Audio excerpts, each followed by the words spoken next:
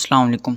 आज का हमारा जो टॉपिक है वो है ऑफ ट्रैवल ऐसे जिसे लिखा था फ्रांसिस बेकन ने।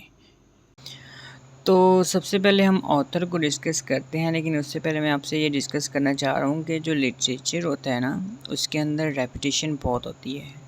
हम लिटरेचर को क्या समझते हैं? लिटरेचर जो है वो उसको उसकी अगर तारीफ़ ली जाए तो जो लिटरेचर है वो मिरर है सोसाइटी का। तो डिफरेंट ऑथर जो होते हैं वो अपने वर्क के ज़रिए अपने एसेस, स्टोरीज़ जो भी वो लिखते हैं अपनी राइटिंग्स के थ्रू वो सोसाइटी को डिपिक्ट करने की कोशिश करते हैं, सोसाइटी के बारे में बताने की कोशिश करते हैं। तो इस वीडियो के अंदर, इस लेक्चर के अंदर जब हम एक टॉपिक को कवर करते हैं तो समझाने की गरज से, आपको बताने की गरज से हमने जस्ट जो है वो एक चीज़ समरी उठा के रीड करनी नहीं होती, बल्कि उसको समझाना होता है, आप तक बताना होता है। तो समझाने के लिए डिफरेंट पॉइंट को बार बार रिपीट करना पड़ता है ताकि वो चीज़ें आपके माइंड में बैठ जाएं।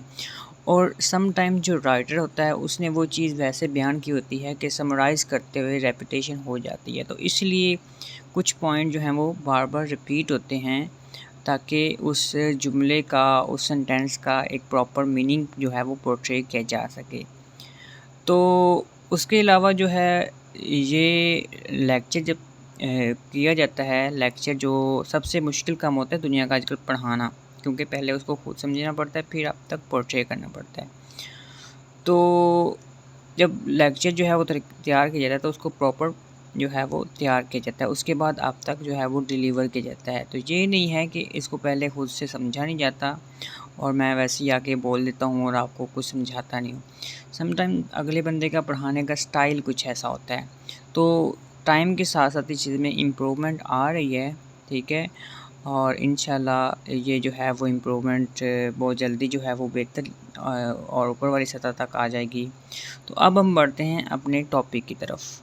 सबसे पहले हम फ्रांसिस बेकन के बारे में बात करते हैं। फ्रांसिस बेकन, उनका जो फुल नेम था वो फ्रांसिस बेकन विस्काउंट सेंट था। उनको सर फ्रांसिस बेकन भी कहते हैं। फ्रांसिस बेकन को जो है वो कब पैदा हुए? वो 22 जनवरी 1561 में न्यूयॉर्क हाउस लंदन में पैदा हुए और 9 अप्रैल 1626 को लंदन में उनकी वफ़ात हो गई। फ्रांसिस बेकन को लॉर्ड वेरुलम के नाम से भी जाना जाता है। लॉर्ड वेरुलम ये लॉयर भी थे, स्टेटमैन भी थे और इंग्लिश फ़िलासफ़र भी थे। उनको मास्टर ऑफ इंग्लिश टंग के नाम से भी जाना जाता है। सर फ्रांसिस बेकन जो कि सर निकोलस बेकन के बेटे थे, उनके अलावा बेकन ने वो बेटे होने के, क्योंकि सर निकोलस बेकन कौन थे? उस वक़्त जो है महल के अंदर एक बहुत ही उम्दा ओहदे पर हाई जो है वो फाइज़ थे। इस वजह से जो है वो बहुत ज़्यादा फेमस भी थे और काफ़ी मशहूर थे। उनकी वजह से जो फ्रांसिस बेकन है उनका नाम भी लिया जाता है। और फ्रांसिस बेकन जो है वो ख़ुद उन्होंने जनरल और लॉर्ड चांसलर के तौर पर भी खिदमात सर अंजाम दिए हैं। सर फ्रांसिस बेकन जो कि उन्होंने जो एजुकेशन है वो कैम्ब्रिज यूनिवर्सिटी से एजुकेशन हासिल की और 1584 में पार्लियामेंट के रुकन बने। उन्होंने इंग्लैंड में ड्यूरिंग रेनेसां जनरल और लॉर्ड चांसलर के तौर पर खिदमात अंजाम दी, लेकिन फ़िलासफ़ी में उनकी कंट्रीब्यूशन को अच्छा जाना जाता है। अगर बेकन के ऐसे देखे जाएँ तो वो रेनेसां एज के अबाउट, यानी रेनेसां एज के बारे में लिखते हैं। उस दौर की क्लासिक लर्निंग और नेचुरल ब्यूटी कैसी थी, इन सब चीज़ों के बारे में बताते हैं। उनके ऐसे में जो है वो हमें इंडिविजुअलिटी यानी इनफरादियत, नेशनलिज्म यानी वतन से मोहब्बत, कौम से मोहब्बत और स्पिरिट ऑफ इंक्वायरी भी नज़र आती है। एक नई चीज़ की जो खोज है, एक जज्बा है, वो हमें नज़र आता है। उसमें अमली जज्बा, मॉरल वैल्यूज़ और ज़िंदगी की मचीवलिज़म अप्रोच भी मौजूद है। अगर बेकन के प्रीडिसेसर्स को देखें, अब प्रोडिसेसर्स कौन होते हैं? प्रीडिसेसर्स कौन होते हैं? प्रीडिसेसर्स होते हैं उस ऑथर के जो पहले वाले लोग होते हैं, जो जो जो उससे पहले काम कर चुके होते हैं। तो उनसे अगर उनका कंपैरिजन किया जाए, जैसे कि सिडनी थे, लीले थे, एकम थे, वो कैसे जो हैं उस वक़्त के प्रोलिक्स मेथड से जो वो एक प्रोलिक्स मेथड को उसके बारे में लिखते थे। तो बेकन जो है वो कैसे उस प्रोलिक्स मेथड से अलग हो गया था। उन्होंने एक प्रोज़ स्टाइल तैयार किया जिससे ये साबित हुआ कि इंग्लिश को और उसके एक्सप्रेशन के थ्रू जो है इस्तेमाल किया जा सकता है। किसको? इंग्लिश को। उनके एसेज़ की ज़्यादातर लाइन्स को इमॉर्टल कोड के तौर पर एक्लेम किया गया, सराहा गया और उसके स्टाइल की वजह से उसको मॉडर्न भी कहते थे। यानी उनकी जो लाइन्स हैं वो आज तक जो हैं वो एसेज़ की लाइन्स ज़िंदा हैं और उसको एक्लेम किया गया है कि ये बहुत ही फ़ेमस और ज़िंदगी के बारे में जो हैं वो एक इम्पोर्टेंट दर्स देने वाली लाइन्स हैं। और उनके स्टाइल की वजह से कि जिस तरह वो एक्सप्रेशन का स्टाइल देते थे, प्रोज़ का जो उनका जो स्टाइल था, उनकी वजह से उनको मॉडर्न यानी उसकी जो राइटिंग्स हैं उनको मॉडर्न राइटिंग्स भी कहा जाता है। बैकन के एसेज़ हमें दुनियावी हिकमत सिखाते हैं। हिकमत क्या होती है? हिकमत होती है जो है वो दानाई, ठीक है? तो दुनियावी हिकमत से मुराद है कि दुनियावी जो है वो कामयाबी दुनियावी हुकूमत जो है दुनियावी कामयाबी के असूल के लिए बहुत ज़रूरी है। उनके एसेज़ पढ़ने के बाद हमें ये पता चलता है कि जो वर्ल्डली लाइफ़ है वो कैसे गुज़ारनी है। यानी जो आजकल मटेरियलिस्टिक थिंग्स हैं, यानी कैसे अमीर होना है, कैसे खुशहाल बनना है, कैसे आला ओहदों पर फ़ाइज़ होना है, अपनी ताकत को कैसे इस्तेमाल करना है, कैसे अपने इख्तियार को जो है वो हासिल करना है। और बैकन के एसेस जो हैं वो रीड करने के बाद जो है आप इंसान इस काबिल हो जाता है कि वो इन तमाम क्वालिटीज़ को जो जैसे कि अमीर बनना है, आला ओहदों पर फ़ाइज़ होना है, यानी मटेरियलिस्टिक जो और मॉडर्निस्टिक जो बातें हैं उनके काबिल हो जाता है उनको करने के, क्योंकि बैकन जो है वो अपने एसेस को इस तरह पोर्ट्रे करते हैं कि वो इंसान को एक मकसद सिखा देते हैं तमाम दुनियावी चीज़ों के बारे में। कि जैसे उनके हमने एसेस देखे वो डेथ के बारे में बताते हैं, लाइफ के बारे में बताते हैं, रिवेंज के बारे में बताते हैं, ट्रैवल के बारे में बताते हैं। हर एक एस्पेक्ट्स के बारे में उन्होंने अपना एक ऐसे लिखा हुआ है जिसके अंदर वो कंप्लीट दुनिया के नामवर जो स्कॉलर्स थे उनकी जो है वो रेफरेंस से वो बात करते हैं। फिर वो बाइबल की हिस्ट्री जो है उसको दिखाते हैं और उसकी जो बातें हैं उनको अगर हम इस्लाम के साथ रिलेट करें या रिलीजन के साथ रिलेट करें या किसी भी रिलीजन के साथ उसको रिलेट करें तो उस रिलीजन के अंदर भी वो बातें जो हमें मिलती हैं। उसके अलावा बैकन ने अपने ऐसे में जो है वो रेनेसांस एलिमेंट्स का यूज़ किया है। उनके एसेस में खूबसूरती और हवा से मोहब्बत, इंसान परस्ती की रूह और जो है वो सस्पेंस और ट्रैवल की मोहब्बत, सीखने की मोहब्बत, इखलाकियात यानी मोर्टेलिटी और उसके बाद जो है वो क्या होता है कि हमें बैकन के एसेस में ये सारी चीज़ें देखने को मिलती हैं। बैकन के एसेस जो कि हिकमत से भरे हुए हैं, जैसा कि हम जानते हैं कि बैकन जो कि रिनेसांस मैन था, उसके एसेस का टॉपिक ही इंसान था। क्योंकि रिनेसांस दौर के अंदर क्या हुआ था कि लोगों का रुझान ह्यूमनिज़्म की तरफ आ गया था। लोग उससे पहले जो थे वो खुदा की तरफ बहुत ज़्यादा थे, लेकिन जब वो रिनेसांस दौर आया था, रिनेसांस मतलब रिवाइवल ऑफ लर्निंग यानी रीबर्थ हुई थी लिटरेचर की, उस दौर के अंदर जो लोगों का रुझान था वो ह्यूमनिज़्म की तरफ आ गया था।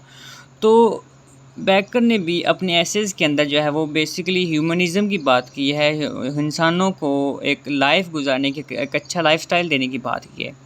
उनके एसेस का टॉपिक ही इंसान था।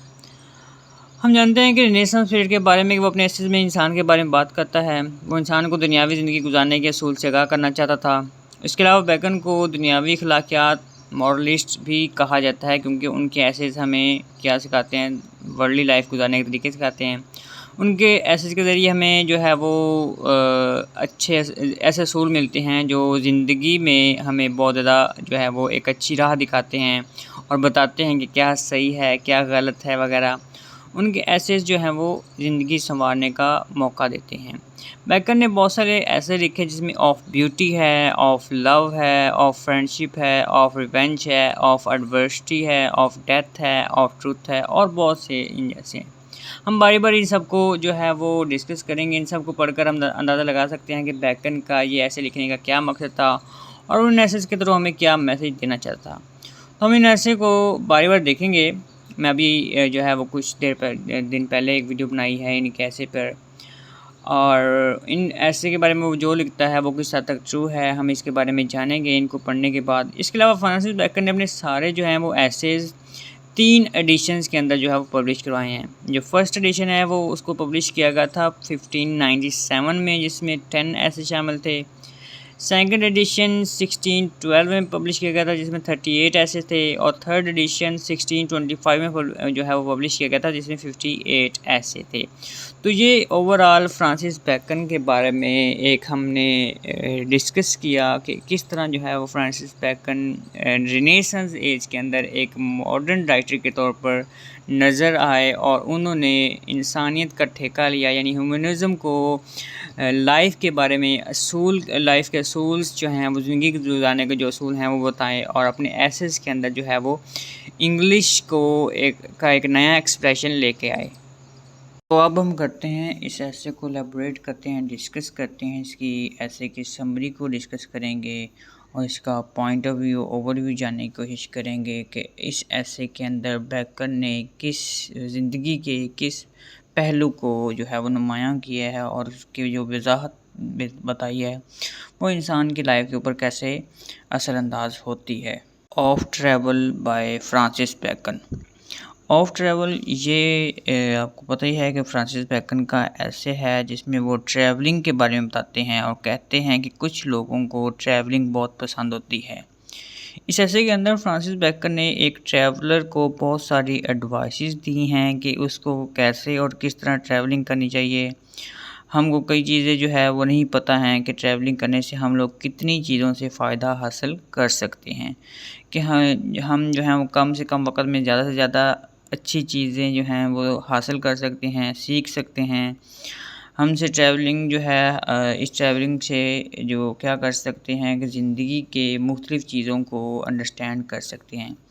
फिर वो बताता है कि यंग लोग, यानी जो यंग जनरेशन है, जब ट्रैवलिंग करती है तो ट्रैवलिंग से उनको एजुकेशन मिलती है, बहुत कुछ सीखने को मिलता है। जबकि जो एल्डर लोग होते हैं, जो बूढ़े लोग होते हैं, जब वो ट्रैवलिंग करते हैं तो उनको एक्सपीरियंस मिलता है। तो ट्रैवलिंग दोनों के लिए ही फ़ायदेमंद है। Travel in the younger short is a part of education, in the Elder a part of experience. Young लोग जो हैं या ओल्डर हैं लोग जो हैं वो ट्रैवलिंग जो है उससे बहुत कुछ सीख सकते हैं। यंग लोग जो है फॉरेन कंट्रीज़, जो फॉरेन कंट्रीज़ हैं उनमें जाकर जो है वो उनकी लैंग्वेज सीख सकते हैं और दूसरे कंट्रीज़ में जो है वो जाकर उनका कल्चर सीख सकते हैं, क्योंकि फॉरेन कंट्री में ट्रैवल करके वहाँ की ट्रेडिशंस वगैरह को फॉलो किया जा सकता है और वहाँ के लोग को और हिस्टोरिकल और जियोग्राफिकल और ज़ूलॉजिस्ट जो है वो ज़ूलॉजिकल जो चीज़ें हैं उन सारी चीज़ों के बारे में नॉलेज और इन्फॉर्मेशन गेन की जा सकती है। एल्डर लोग जब ट्रैवलिंग करते हैं तो उनके पास एक अपॉर्चुनिटी होती है कि वो नए लोगों से और एक नई सिचुएशन से डील करें, लाइफ के एक्सपीरियंस को बढ़ाएं और अपनी लाइफ के एक्सपीरियंस को अच्छा और बेहतर बनाएं। एक आदमी के लिए ये बहुत ज़रूरी होता है कि वो कम से कम जो है अपनी ज़िंदगी के अंदर जो है वो एक दूसरी लैंग्वेज को अंडरस्टैंड कर ले और उसके लिए इस जगह की लैंग्वेज से को अंडरस्टैंड करे जहाँ पे वो ट्रैवल कर रहा है। नॉलेज तो होना चाहिए और ये आदमी नॉलेज दूसरे मुल्कों की ट्रैवलिंग के थ्रू ही हासिल कर सकता है। ये नॉलेज अगर उसके पास नहीं होगा, वो अगर किसी और कंट्री में चला गया तो वहाँ जाकर ज़्यादा टाइम अपने लोगों की बातें सुनने में गुजारेगा, इस लैंग्वेज को सीखने में लगाएगा, वो ट्रैवलिंग तो कर नहीं पाएगा। वो ट्रैवल करके तो गया है लेकिन वो एक स्कूल में चला गया जहाँ वो पहले सीखेगा फिर ही कुछ कर पाएगा। वो अपनी ज़्यादातर एनर्जी जो है वो टाइम जो है, क्योंकि टाइम लिमिटेड टाइम होता है, उस दौरान आप जो है आपको लाइफ को एक्सप्लोर करना चाहिए, वर्ल्ड को एक्सप्लोर करना चाहिए। अगर उस दौरान वो लैंग्वेज को सीखने में लग जाएगा, क्योंकि जब तक कम्युनिकेशन नहीं होगी, communication is a key to understand to discuss anything, तो अपनी बात बयान ही नहीं कर सकेगा, दूसरों की बात सुन अंडरस्टैंड नहीं कर सकेगा, तो वो जो है वो लाइफ को कैसे एक्सप्लोर करेगा। तो इस दौरान अगर वो स्कूल ज्वाइन करता है या कोई इंस्टीट्यूट ज्वाइन करता है तो अपना ज़्यादा टाइम खो देगा और टाइम इज़ द मनी, और ट्रैवलिंग का फुल जो मज़ा है वो बेनिफिट जो है वो नहीं ले पाएगा, मतलब कंट्री के रिलेटेड दूसरी इन्फॉर्मेशन और नॉलेज नहीं ले पाएगा जो ले सकता था। अब फ्रांसिस बैकन वो यंग लोगों को ट्रैवलिंग की सलाह देते हैं कि उन्हें अपने साथ किसी भरोसे वाले या किसी गाइड को साथ रखना चाहिए और गाइड के साथ ट्रैवल करना चाहिए, जो पहले से उन फॉरेन कंट्री में घूम चुका हो, जो इन सारी चीज़ों के बारे में जानता हो या उसके पास इन कंट्रीज़ के नॉलेज रिलेटेड कुछ इन्फॉर्मेशन हो। कोई सर्वेंट या फ्रेंड कोई भी हो सकता है जो इन लैंग्वेजेज़ को जानता हो और कंट्री की लैंग्वेज जो है वो आपको समझा सके और उन जगहों के बारे में बता सके जो देखने के लायक हों। अगर वो ऐसा नहीं करता, किसी के बारे में जानता है, वो बहुत सारी चीज़ों को देख ही नहीं पाएगा। अगर जो बंदा है, वो किसी गाइड को साथ नहीं रखता, तो उस कंट्री की जो इम्पोर्टेंट चीज़ें हैं, इवन दो बहुत सी चीज़ें देख लेगा, लेकिन फिर भी कोई चीज़ रह जाएगी, जो देखने की काबिल थी और उसको पता नहीं था जब वो वहाँ था, कि कौन-कौन सी जगह देखने के लायक हैं और गाइड तो होगा नहीं, तो वो ज़्यादा जो है वो उसका नॉलेज जो है वो हाई नहीं हो पाएगा। अगर इसके पास गाइडेंस नहीं होगी तो वो नॉलेज उसका ज़्यादा नहीं हो पाएगा और वो उसको मुकम्मल जो है एक चीज़ के बारे में एक नॉलेज होता है ना, वो नहीं हासिल कर सकेगा। फ्रांसिस बैकन को यहाँ एक बात बड़ी अजीब लगती है कि जब लोग समुंदर में ट्रैवलिंग के लिए जाते हैं तो अपने एक्सपीरियंस को रिकॉर्ड करने के लिए जहाज़ पर ट्रैवलिंग करते हैं, तो रिकॉर्ड जो है वो अपने पास एक डायरी रखते हैं। तो इस ट्रैवलिंग के दौरान, जहाज़ की ट्रैवलिंग के दौरान इनको ज़्यादातर क्या देखने को मिलेगा, एक बड़ा सा समुंदर और खुला आसमान। लेकिन जब वो ज़मीन पर ट्रैवलिंग करते हैं तो वो तब अपने साथ डायरीज़ नहीं रखते। इस टाइम तो उनको डायरीज़ रखनी चाहिए, क्योंकि लैंड पर जब सारी चीज़ों को वो ऑब्ज़र्व करते हैं तो रिकॉर्ड करनी चाहिए चीज़ें, बहुत सारी चीज़ें उनको मिलती हैं। तो बैकन यहाँ पर साफ-साफ ये कहना चाहता है कि जब आप ट्रैवलिंग करने जाओ तो डायरी ज़रूर लेकर जाओ। सिर्फ़ सी ट्रैवलिंग में ही नहीं बल्कि लैंड ट्रैवलिंग में भी लेकर जाओ, क्योंकि डायरी के ज़रिए आपको चीज़ें रिकॉर्ड करने को मिलेगी। जब आप ज़मीन पर चलेंगे तो आपको काफ़ी चीज़ें रिकॉर्ड करने को मिलेंगी, लेकिन जब आप जो है वो सी ट्रैवलिंग में जाएँगे तब सिर्फ़ समुंदर होता है। फ्रांसिस बैकन एक लिस्ट बताते हैं कि जब कोई विज़िट करे तो इसे कौन-कौन सी चीज़ों को, कौन-कौन सी जगहों को देखना चाहिए। जो इस जगह के जो प्रिंस होते हैं उनके कोर्ट्स को देखना चाहिए, कोर्ट ऑफ जस्टिस को देखना चाहिए, चर्च देखने चाहिए, मोनास्ट्रीज़ को देखना चाहिए, अगर किस कंट्री के जो हैं वो माउंटेन हैं उनको देखना चाहिए, लाइब्रेरी, कॉलेजेस, डिस्पिटेशंस और लेक्चर्स को देखना चाहिए और नेवीज़, शिपिंग को भी देखना चाहिए, घरों जो बागात हैं, अखबारात हैं, फेंसिंग हैं, जो ट्रेनिंग्स हैं और उसके बाद जो ट्रेनें वगैरह यानी फ़ौजियों की और कॉमेडीज़ को देखना चाहिए, थिएटर वगैरह देखने चाहिए, उसके बाद लिटरेचर, आर्ट्स, ये सारी चीज़ों को देखना चाहिए और घूमना चाहिए और नॉलेज को गेन करना चाहिए। सबसे बड़ा तरीका यही है। यहाँ पर फ्रांसिस बैकन बोलते हैं कि जो पब्लिक शो होते हैं, जिनको जो है वो टाइम्स कहते हैं, वो मास्क पहनकर जो ड्रामास होते हैं, फीस्ट, वेडिंग्स के जो फंक्शन होते हैं, उसके बाद जो फ़ुनरल होते हैं, इन सब शो में जाना इंसान को याद रखने की ज़रूरत नहीं, बल्कि बगैर याद रखे जो है वो उसको जाना चाहिए। मतलब ये सब जगह इन्हें बगैर याद रखे जानी चाहिए। लाइक लाज़मी नहीं है कि इंसान का अगर कोई ख़ास कोई मकसद हो या कोई ख़ास रिलेटेड सीन हो, कोई जानने वाले के थ्रू ही जाए, उनको फिर भी ये सारी चीज़ें जो है वो इसका एडवेंचर करना चाहिए। आगे वो बोलते हैं कि एक यंग मैन के पास घूमने के लिए ज़्यादा वक़्त नहीं है, इसलिए वो कम वक़्त में ही ज़्यादा से ज़्यादा नॉलेज को जो है वो गैदर करना चाहता है। इसे क्या करना चाहिए कि सबसे पहले तो इसे इस कंट्री की लैंग्वेज पर जो है वो गिरफ्त होनी चाहिए। इसके साथ इसका कोई ट्यूटर या सर्वेंट होना चाहिए जो इसको इसकी जगह के बारे में गाइडेंस मुहैया करते हैं। दूसरा, इसके साथ या इसके हाथ में कोई कार्ड या बुक होनी चाहिए। कार्ड और बुक लेकर चले और ट्रैवलिंग के दौरान इसके बारे में जानता चले। जो कुछ इसने देखा है वो कार्ड और बुक में लिखता जाए। इस जगह के बारे में लिखे और सब कुछ अपने एक्सपीरियंस को रिकॉर्ड करे। एक डायरी भी अपने पास रखे। ज़्यादा टाइम तक एक सिटी में जो है वो नहीं रहना चाहिए। एक यंग आदमी को एक जगह पर नहीं रहना चाहिए, बल्कि दूसरी जगहों पर घूमकर एक्सपीरियंस हासिल करे और नॉलेज को हासिल करना चाहिए। अगर वो ट्रैवलिंग कर रहा है तो उसको एक सिटी में नहीं रहना चाहिए, बल्कि कम से वक़्त में ज़्यादा से ज़्यादा चीज़ों को देखना चाहिए, एक्सप्लोर करना चाहिए। और अगर वो ट्रैवलिंग के दौरान किसी एक सिटी में रुकता है तो इसको इस जगह जो है वो इस सिटी के अंदर ही जगह चेंज करते रहना चाहिए। सिटी के एक कोने से दूसरे कोने में, इससे क्या होगा कि इसकी ज़्यादा से ज़्यादा लोगों से पहचान होगी। जैसे एक जो है वो मैग्नेट है वो आयरन को अट्रैक्ट करता है, वैसे ही जगह चेंज करने से नए फ्रेंड्स को नए लोगों के साथ उसकी अट्रैक्शन हो गई, नए पड़ोसियों से मिलेगा। अब इम्पोर्टेंट पॉइंट यहाँ पे ये है कि अब्रॉड में ट्रैवलिंग के दौरान इन लोगों से दूर रहना चाहिए जो उसकी कंट्री से बिलोंग करते हैं।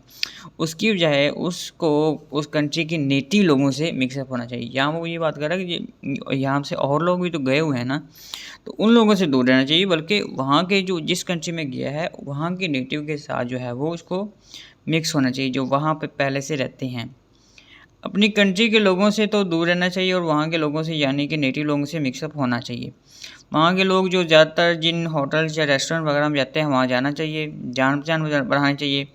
ऐसे करने से वो कम वक़्त में जो है वो ट्रैवलिंग में ज़्यादा से ज़्यादा बेनिफिट हासिल कर पाएगा और से ज़्यादा सीख पाएगा।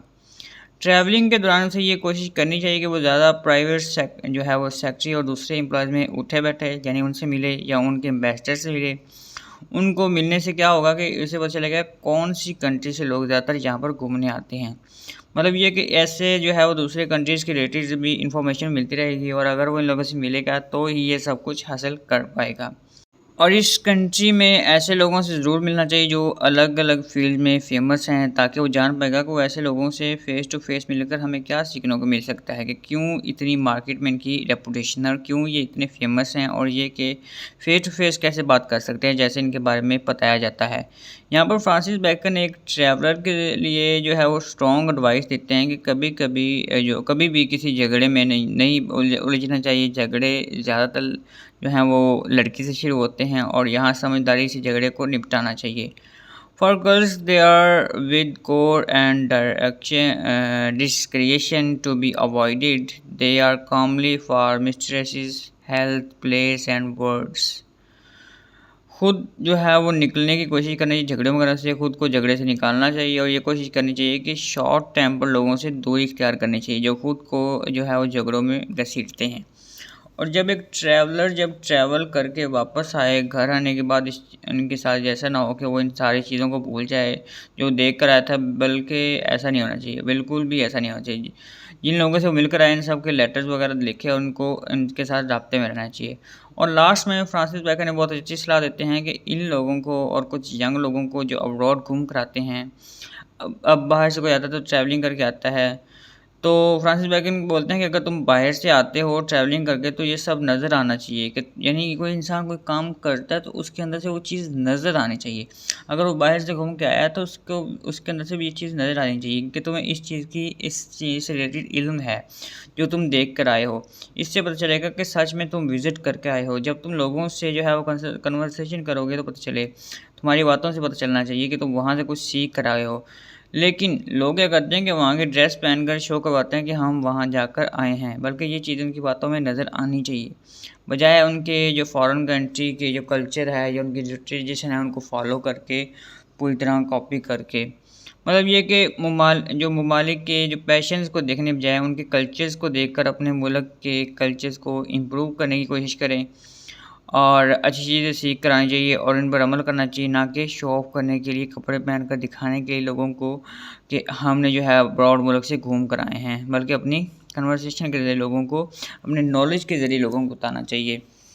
तो ओवरऑल ये फ्रांसिस बेकन का ऐसे था जिसके अंदर जो है वो ट्रैवलिंग के रिलेटेड लोगों को इनकरेज कर रहे हैं, इन्हेंस कर रहे हैं और बता रहे हैं, डिफरेंट एडवाइसेस भी दे रहे हैं कि किस तरह जो है वो ट्रैवलिंग लाइफ के लिए बहुत ज़रूरी है। इंसान जो है वो कल्चरल लिहाज से, ट्रेडिशनल लिहाज से जो है न्यू थिंग्स को लर्न करता है।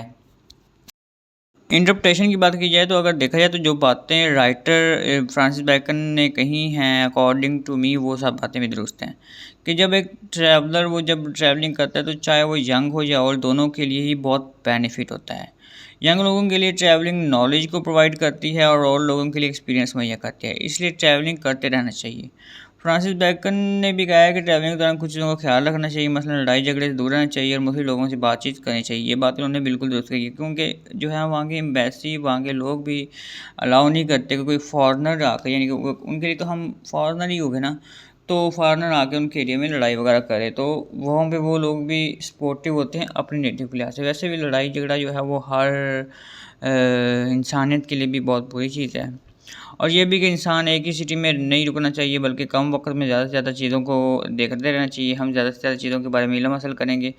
और अगर कोई इंसान जो ट्रैवल करता है, उसको चाहिए कि वो अपने साथ किसी गाइड वगैरह को रखे, ताकि वो उसके बारे में, उसके मुल्क के बारे में बता सके और कम वक़्त में ज़्यादा से ज़्यादा जगह जो है उसको देख सके। और इसे चाहिए कि अब्रॉड मुल्क के कल्चर और लैंग्वेज को सीखे। और जो लोग इस कंट्री के फ़ेमस लोग हैं, उनसे मिले, उनके बाशिंदों से मिलना चाहिए। उनसे मिलना इसलिए चाहिए कि वहाँ पता चल सके कि वो अपने किस फ़ील्ड में फ़ेमस हैं, और उनसे फ़ेस टू फ़ेस बात करके उनके एक्सप्रेशन जानने चाहिए। और ट्रैवलर इन लोगों से दूर रहे जो इस कंट्री के हैं, बल्कि वो दूसरी कंट्री, यानी जो अपनी नेटिव जहाँ के लोग, उस कंट्री के लोग जहाँ से वो ट्रैवलर गया है, उन लोगों से दूर रहे, बल्कि नए लोगों से मिले, ताकि नई इंटरेक्शन हो। अपने लोगों से तो वो वहाँ पे मिल ही सकता है, यहाँ पे वापस आके भी। अगर वो पैसे भर के गया है, तो वो उस पैसों को जो है वो अच्छे काम में, यानी कि कुछ नया सीखने में लगाए। और ट्रैवलर लोगों से भी जो है वो वहाँ के बाशिंदों से ना मिले, नए लोगों से मिले। और जो है कन्वर्सेशन से उन्हें पता चलना है कि जब बंदा जो है वो वापस आए, तो नॉलेज जो है उससे पता चलना चाहिए कि वो कुछ काम करके आया है। तो ओवरऑल ये जो है वो फ्रांसिस बैकन का ऐसे था ऑफ ट्रैवल, जिसके बारे में सर फ्रांसिस बैकन ने लिखा। सर फ्रांसिस बैकन के दौर में यानी वो तो रेनेसां से बिलोंग करते थे ना, तो इसलिए उसमें उन्होंने डायरी का जिक्र किया है, बुक का जिक्र किया है कि आपको नोट डाउन करना चाहिए। लेकिन आज मॉडर्न इरा में मोबाइल फ़ोन, डिजिटल जो है वो प्लेटफॉर्म बहुत ज़्यादा हैं, तो मोबाइल्स वगैरह के ज़रिए भी आप डिफरेंट जो है वो चीज़ों को कैप्चर कर सकते हैं और अपनी मेमोरीज़ का हिस्सा बना सकते हैं, और कलेक्शन का हिस्सा बना सकते हैं, जिसमें आप बता सकते हैं और देख भी सकते हैं कि आप किस टाइम पे कहाँ विज़िट करके आएँ। तो उम्मीद करता हूँ आपको ये वीडियो पसंद आई होगी। शुक्रिया, अल्लाह हाफ़िज़।